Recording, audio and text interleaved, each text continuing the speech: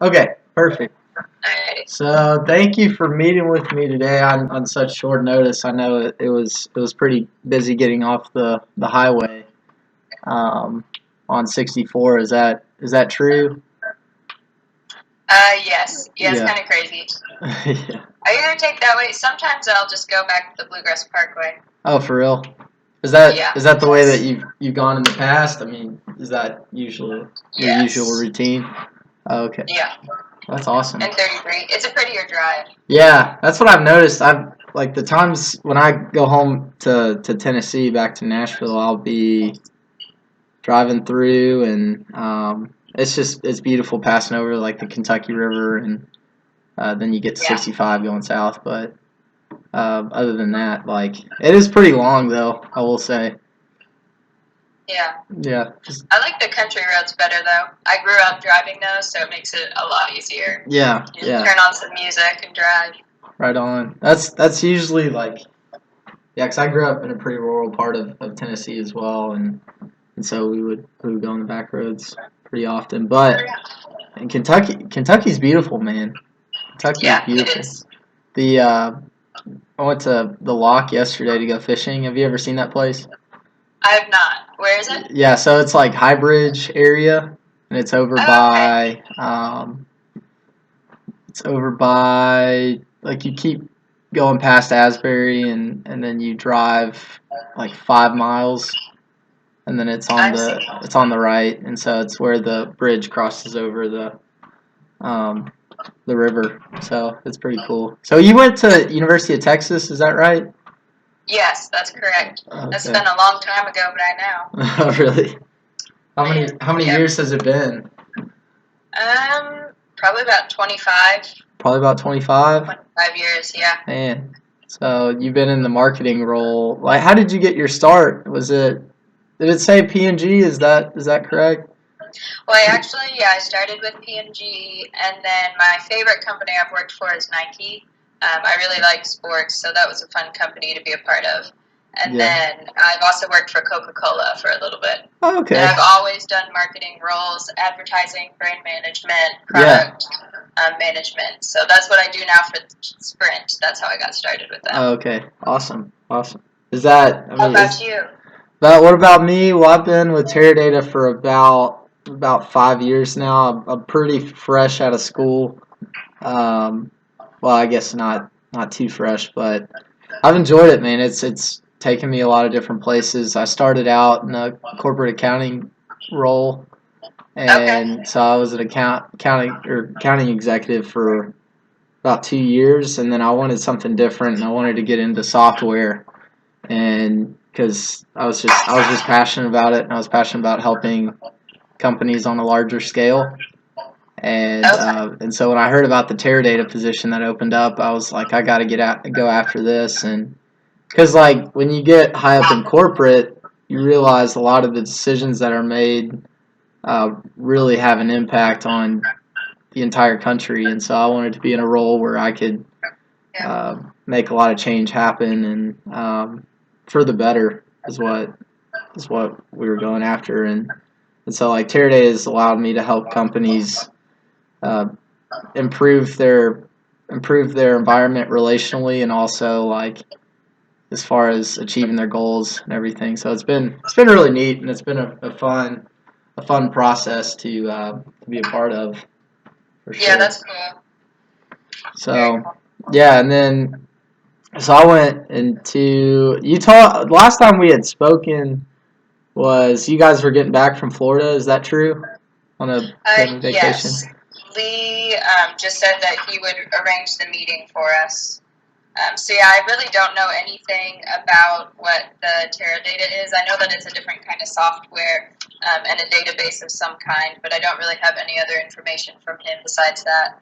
Yeah, but yeah, no, I that's yeah, it's a long process that we can get into here in a minute. I was just trying to see. I was just trying to just get to know a little more about Sprint and then what your role looks like, and then as far as like your family life and everything and how that plays out into that. So, but yeah, there's a lot to Teradata and a lot that I've really enjoyed learning over the years.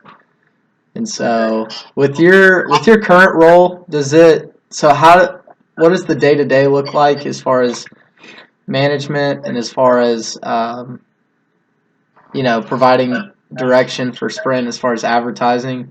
So, how do you guys primarily advertise?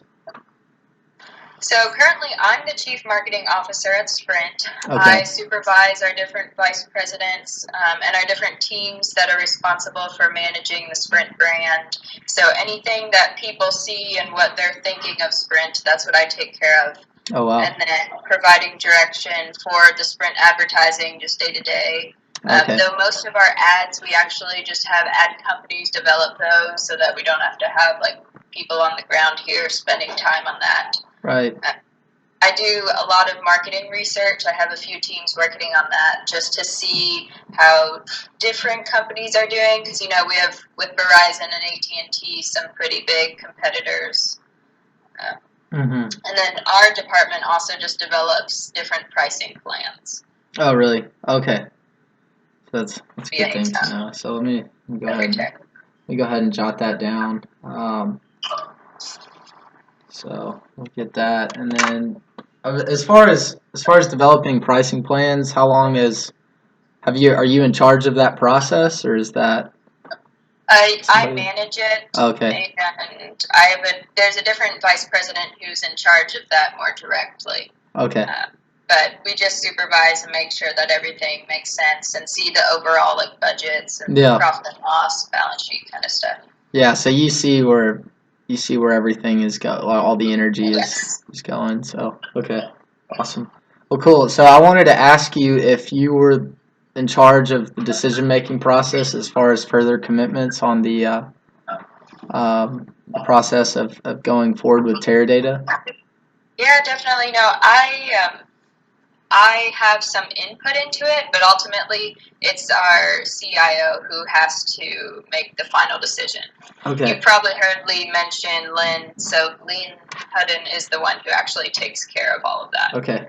Awesome. He'll be the final. Okay, so let me jot that down really quick. So Lynn. So how long have you known Lynn? Probably about 5 or 10 years. About as long as I've worked for the company. I didn't know him at all beforehand. Oh, gotcha. Yeah. See, he seems like a really nice guy. So yeah, he's great. Yeah, I'm excited to hopefully meet him at some point for sure. And then, so my question is just starting out is just to getting to know a little bit about Sprint and some of the questions that I had for you all or for you today is how has customer churn impacted your all's bottom line by the numbers, just so I can get an idea. Well, first I have to ask you, have you signed the non-disclosure agreement that we have with Teradata? Yes, so I went over that in the last meeting with the other executive, the VP of IT strategy. And so we had talked about that. Yeah, and so I was able to sign it, and then we got that over with. Okay. Well, yeah, this is definitely our greatest problem right now, and something that we're having to deal with is reducing our customer churn. Okay. Because we're losing people at a much higher rate than we have been in the past ever. It's 3 times. And that's definitely like higher than the normal rate for other companies also, so our competitors are beating us in that. Right. Our losses for this year, we're projecting to be $500 million. So that's crazy. Yeah. For just our budget overall, because I mean, for a company, our annual revenue is $33 billion. So if we're losing $500 million a year, that very quickly is going to add up to hurt the company. Right. And so that's how long. When did you guys project a loss of $500 million? That's for a year. For a year. We're recently working on it. Yeah, I have a team. It's about 40 people are doing the analysis. Okay. And so they're still and so that leads me into my next question. But is how many hours does your IT staff spend on gathering data? What's kind of the range? Are they occupied most of the time of just receiving or just going after and finding specific data points? I would say some of them are, Okay. and all of that. Our team, I mean, if we have 40 people doing it, that's their full-time job. So Yeah. 40 hours a week. That's a lot of researching. Yeah, so it sounds like it'd be a lot of strain to be able to go after those numbers and then come up with some accurate data points. Yeah. We wish our main goal for them is to be able to have those 40 people instead doing different marketing initiatives. Right. We would rather be spending time on like brand messaging and creating new platforms and ways to advertise instead of just trying to track how we're losing people. Right. And so it sounds like it's been a real challenge, and what we found in the past is a lot of the companies that Teradata does cover is that they've seen the same challenges that Sprint has been, or that you all have been experiencing right now. And so if I were able to show you a way to solve those problems as far as receiving data quicker, to have the IT staff spend time focusing on other projects and initiatives, especially with this upcoming merger coming up, and then also save you money. So stop that $500 million loss within a year. Would that be something you'd be interested? Yeah, definitely. I mean, if you could figure out a way to stop our $500 million a year loss, then I'm listening. Yeah. So just so I have it right, is that you all are losing 3 times the amount of customers, 500 million a year, or just this year? Okay. And then what was the 33 billion again that you had mentioned? That's our annual revenue as a company. Awesome. Okay. So I'm gonna write that down. So that's annual revenue. So what I want to do now is I want to take you into our so I'm going to take you into the EDW concept and what that looks like and how that can help with those numbers and to increase the amount of money on the bottom line at the end of the year, so you're not losing any dollars. So what Teradata is essentially is that there's segments where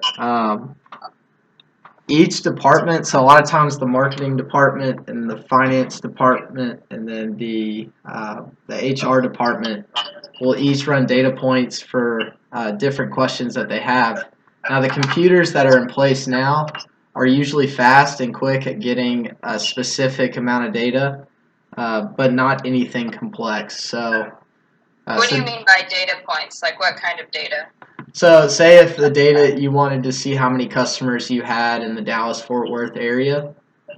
So what's the overall number? So the number would be, let's just say like 1 million customers you had in Dallas. So that would be a data point. And so what tends to happen though is if you have a lot of different, that's just a simple question. And so those usually will stay the same across the board. So the HR department, the finance department, the marketing department will probably all see that there is 1 million customers in the Dallas-Fort Worth area.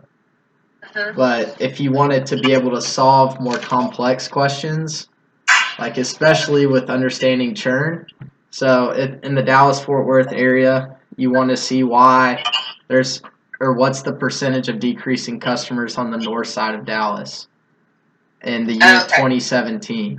So that would be more along the lines of very complex questions, or a complex question. And then what happens is these computers will tend to choke. The more complex it gets, especially if it involves massive amounts of data. And then if you have 3 separate computers running that same data, and then you only have the smaller size computers, that's when it causes a big problem, because the HR department will have this number and the finance department will have this number and then the marketing department will have another number. And so when you bring all the numbers together, it causes conflict because nobody agrees on what the target market is, or how much the numbers are decreasing, and then what the problem is specifically. And so these computers are busy doing work they were purchased for, and they do not have the capacity and the space and the storage to hold those kind of data analytics. And so what yeah, so that makes sense. Yes. Yeah, so our solution is to make a copy of all your strategic data and put it in one place. So what the enterprise data warehouse is essentially is a warehouse that will gather all your complex data. So if you wanted to know why the percentage of decreasing, or what the percentage of decreasing customers is on the north side of Dallas, and it gathers all the information from the finance department, the marketing department, and the HR department, and puts it in one warehouse system. So when it comes out, this computer will be able to hold that amount of data. And then when it's presented, it'll be accurate across the board. So you'll avoid having that conflict of each department having a separate number. So we're really going after a single version of the truth, and that single version of the truth will be consistent across the board. And when you talk about churn, and you talk about losing $500 million a year and losing customers by 3 times, you would want to know a specific value of all the different data points to be able to solve those or carry out different solutions to solve those problems. So, yeah, definitely. And then, in addition to that, so it's very, like, just like I said before, it's very consistent of the data formatting and putting it all in one place. So, and then I had talked to the VP of IT strategy a couple weeks ago, and we hadn't gotten to a budget just yet, but I sent an email that provided a high-level budgetary number of $10 million, and I was seeing if that was something that you guys were looking into. We had talked about it in our last meeting, and we came up with that number. And so, or I hadn't presented that number, but I had sent it on the email. And then the more specific pricing will be provided when the exact configuration is determined. So that was kind of what we had discussed in the emails that we had sent back and forth. And so, does that sound like something that had you received that email that I had sent over as far as the budget line? Yes, I did. Budget? I think I just have a couple questions. Okay. Go ahead. So first of all, one of them was, I'm obviously not an IT person. I have a lot of people working for me who do all that, but I don't quite understand why we can't just use the computers that we already have to do all this. Right. Is what you all offer a cloud-based software, or do you have to come in and redo all of our technology? Yeah. So just to clarify, is it just the software that you believe is not fast enough, or it chokes at the data, or is it like that you think, do you believe that your software can answer those problems still? Is that kind of your concern? I'm not sure. I just don't want to have to switch out our actual computer equipment. So what is the $10 million getting us? Okay. I guess that's a better way of saying it. Right. So one way is that we can discuss the costs and go into creating that technology that can deliver the fast answers to the complex questions, kind of like what we talked about. But the more important discussion as far as that goes is what the info will provide to you. So as far as when you have those computers in place, and especially when the merger comes around, you'll want to have some consistent data. So the price is so if you're concerned about the price, is what I hear you saying, and also the value of what you're getting. We can really provide that info in the next meeting, but also know that you'll be saving money while doing this. And when I was working with when I was working with Sam's Club back in 2017, we had discussed the same issue because they said that their pricing was too high, but they were having problems in the Birmingham area on the south side, and they couldn't figure out why their store wasn't pulling in as many data point or as many dollars as they had wanted to in the past. But as soon as they went with our technology, it actually brought it together, and they figured out it was a simple fix of why they had experienced so much churn. And so the price, yeah, the price is 10 million, and for the reason is that we want to be able to switch that number around and actually make you $500 million next year versus losing that amount of money, because that's a significant return on investment that we want to be able to provide.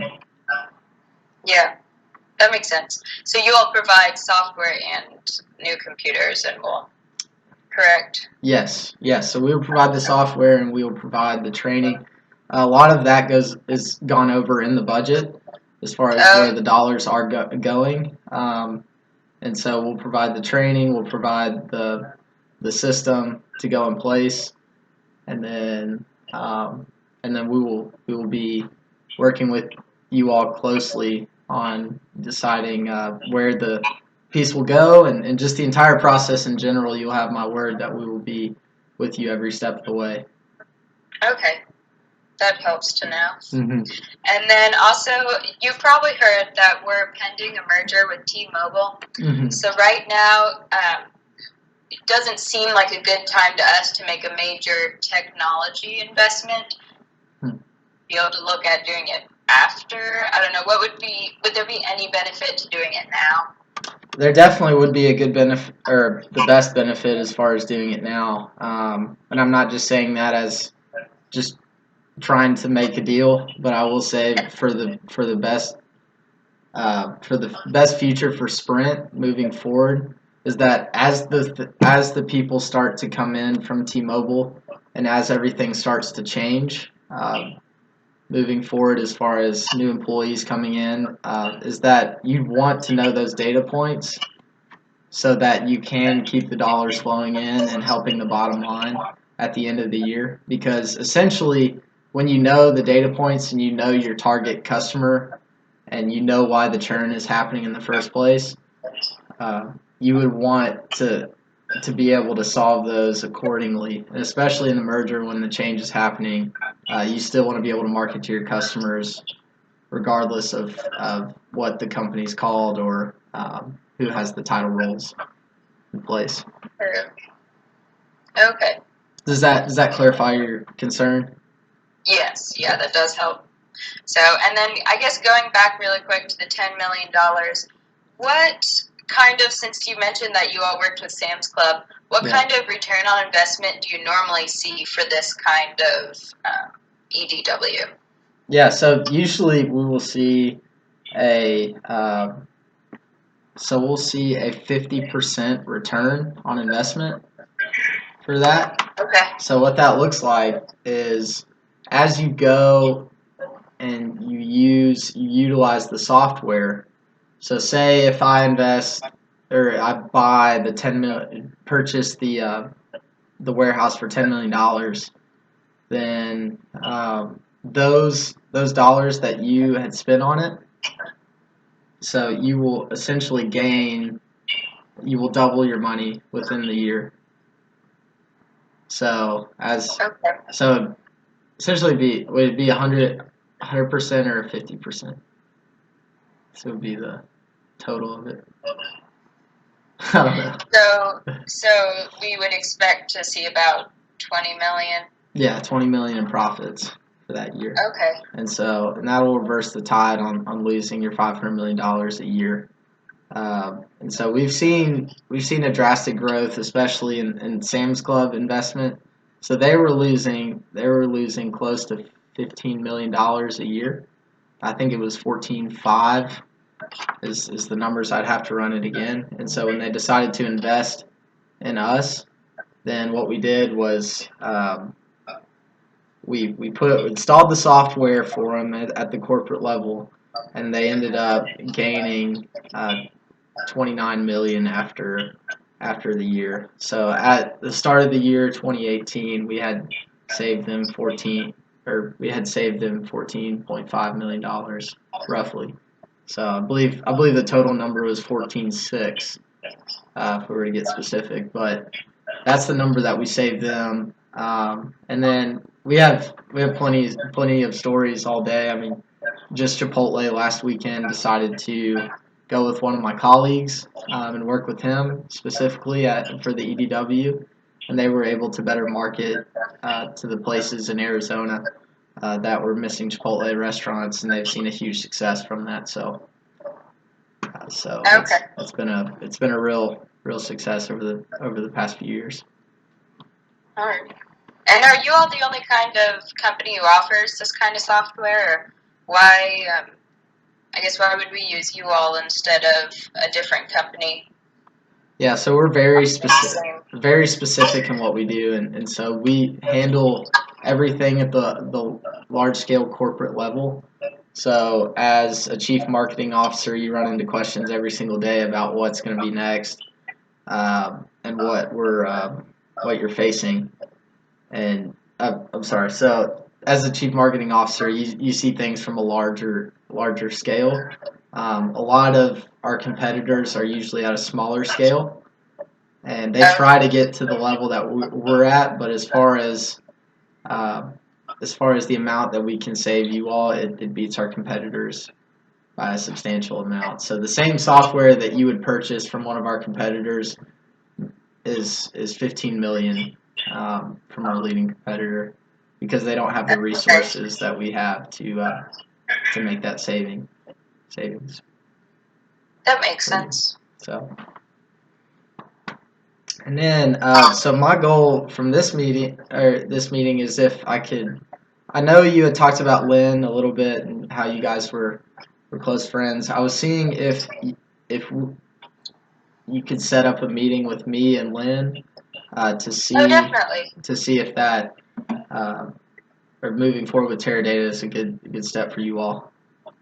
Yeah, definitely. I golf with Lynn on the weekends, so I'll ask him this Saturday. Perfect. I hope we can all play golf together at some point. I mean, that's gonna be a good. That'll be a good meeting for us. So would Wednesday at 10 a.m. work for you all, or work for him? Probably. Okay. I'll check, and then actually it's probably best I'll go ahead and contact him and then set up just like an email between you all so that you two can figure out what the best time for you is. Okay, great. So I'll write it down that I'll be receiving an email from both of you here in the next week, and then we'll schedule that moving forward, and then if you guys ever want to come out to my the country club that I'm a member at, we could all play golf together at some point in the future. It'd be a lot of fun. That would be cool. Yeah, definitely. I'm excited. I think this could help the company a ton, and yeah, I'm definitely ready. Awesome. And we're in our department. We have like $5 million in discretionary funds that we can use, so we definitely have to get the go-ahead from Lynn. But I think this could really become a thing. Awesome. I'm super excited. Thank you so much for meeting with me today, and I hope to hear from you guys moving forward. Yeah, you're welcome. Sounds good. Thank you. Bye.